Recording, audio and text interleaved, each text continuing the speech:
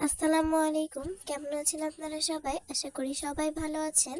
আজকে দেখাবো দারুণ স্বাদের কচুর শাক দিয়ে একটি রেসিপি। তো চলুন আজকের এই রেসিপিটি শুরু করা যাক। আজকের রেসিপিটি কিন্তু মুখে লেগে থাকার মতো একটি রেসিপি। সেজন্য প্রথমে একটা কড়াইয়ে আমি কচি কচুর শাক দিয়ে দিচ্ছি।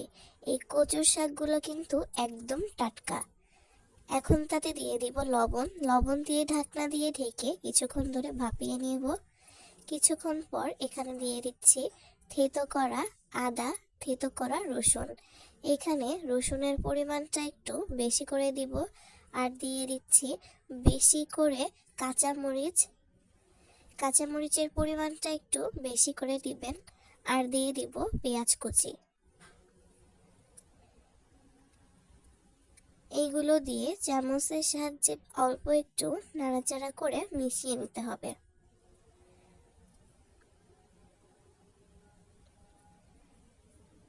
ভালো করে কিছুক্ষণ ধরে মিশিয়ে নেব।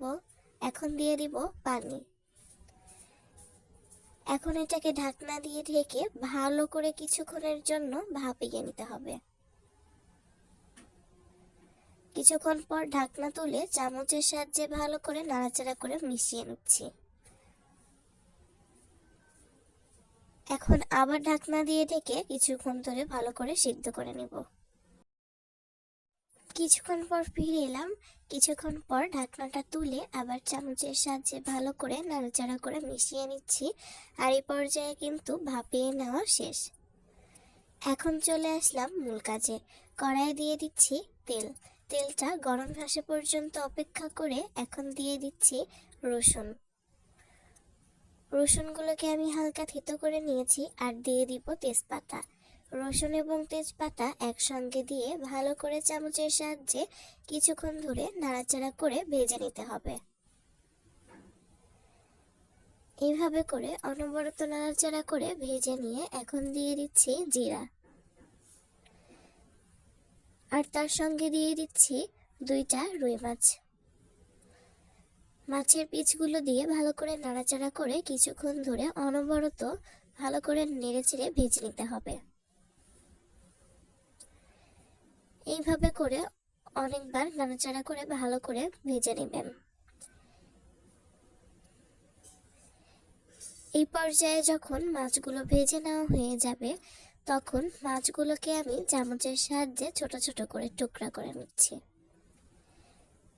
এইভাবে করে চামচের সাহায্যে মাছগুলোকে ঝুড়ি ঝুড়ি করে নিতে হবে। ভালো করে ভেজে নেওয়া হয়ে গেলে এখন দিয়ে দিচ্ছি সেই ভাপিয়ে নেওয়া কচুর শাকগুলো।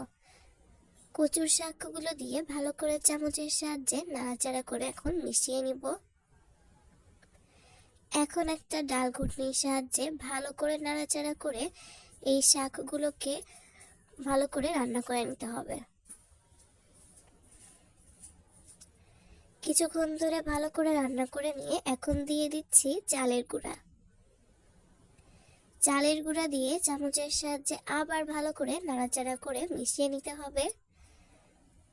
আরেকটা কথা, যারা আমার চ্যানেলে নতুন, যদি আপনাদের কাছে এই রেসিপিটি ভালো লাগে তাহলে আমার চ্যানেলটিকে সাবস্ক্রাইব করে দিবেন, লাইক কমেন্ট শেয়ার করে দিবেন। যারা আজকের রেসিপিটি ফেসবুক থেকে দেখছেন তারা কিন্তু চাইলে আজকের রেসিপিটি দেখে যদি আপনাদের ভালো লাগে তাহলে পেজটিকে ফলো দিয়ে রাখতে পারেন। এইভাবে করে ডাল ঘুটনির সাহায্যে ভালো করে নাড়াচাড়া করে এই রান্নাটা তৈরি করে নিতে হবে। আর এইভাবে কিন্তু আজকে এই কচুর শাক রান্না করলে খেতে কিন্তু অনেক বেশি মজা লাগে। ছোট বড় সবাই পছন্দ করবে। গরম ভাতের সঙ্গে কিন্তু পুরোই জমে যাবে। এইভাবে করে ভালো করে কিছুক্ষণ ডাল ঘুটনির সাহায্যে রান্না করে নিতে হবে। এইভাবে করে ভালো করে কচুর শাকগুলোকে ঘাঁটি করে নিতে হচ্ছে। আর দেখতে পাচ্ছেন কচুর শাক রান্নার কালারটা দেখে কিন্তু একদম সবুজ। এইভাবে রান্না করলে শাকের কালার কিন্তু সবুজ থাকে আর খেতেও ভীষণ মজা লাগে। যারা এখন এই রেসিপিটি ট্রাই করেনি অবশ্যই ট্রাই করবেন। এইভাবে ভালো করে রান্না করে নামিয়ে নিতে হবে। আজকের এই রেসিপিটি কেমন লেগেছে আপনাদের কাছে অবশ্যই আপনাদের মূল্যবান মতামতের মাধ্যমে কমেন্ট করে জানাবেন। আশা করব আপনাদের কাছেও এই রেসিপিটি ভীষণ ভালো লেগেছে।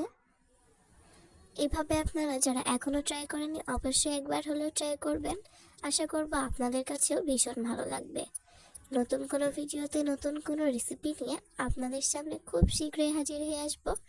সেই পর্যন্ত সবার জন্য অনেক বেশি দোয়া এবং শুভকামনা জানিয়ে বিদায় জানাচ্ছি। সবাই ভালো থাকবেন। আল্লাহ হাফেজ।